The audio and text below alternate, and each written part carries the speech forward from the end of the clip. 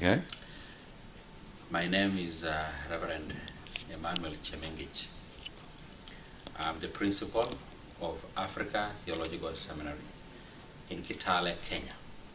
And Kitale is 400 kilometers northwest of Nairobi in Kenya.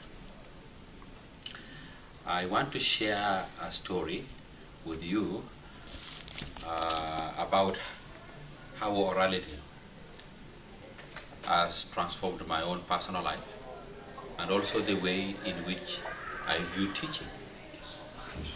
Number one, let me begin with how orality or a story shaped my own spirituality. I was born and grew up in a community that do not have a Bible. Until 2 weeks ago, we launched our first full Bible in our mother tongue. When I was growing up, we did not have any scripture of the Bible in our language. And so what our parents would do is to read the scripture for us and tell us stories about the Bible. That is how my spiritual formation took shape and foundation. And I came to appreciate the role of storytelling and telling the stories of the Bible. And it formed the values and the virtues and how I understood them from the early on. Can you give me an example of a story from the Bible that helped you be transformed? For me, the story of the Bible that changed me from childhood days was the story of Moses in the Bible.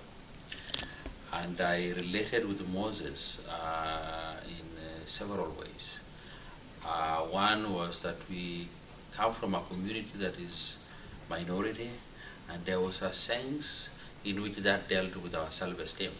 And I did not feel that I could rise up to take any leadership position anywhere. And when I heard as a child, and as I was growing up in teenage years, about how God can use a man who cannot speak, a man who did not feel he was dispossessed, to be used to deliver the children of Israel and to face a powerful Pharaoh, it built something in me that if I say yes to God, God has a way to transform my weakness, bring strength out of it, and make something out of it.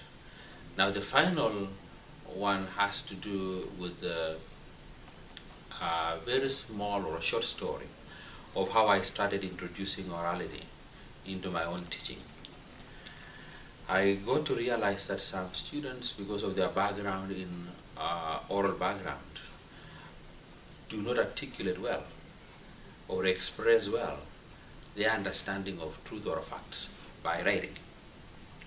And I got this student who was doing very well in formal class presentation, engaging in the dialogues and interaction in the class.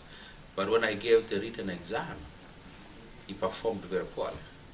So I asked him to come to the office just to share what was going on, was something wrong. And he said, no, I just couldn't, I am not so good at expressing myself in writing. I actually asked him the same questions, and he presented them very well, but what he wrote was very different. And that is one of the incidences that made me be very keen. I have since incorporated oral formal class presentations, and I grade them as a way to give them opportunity to be assessed for that which they learn the most. Very good. Thank you very much.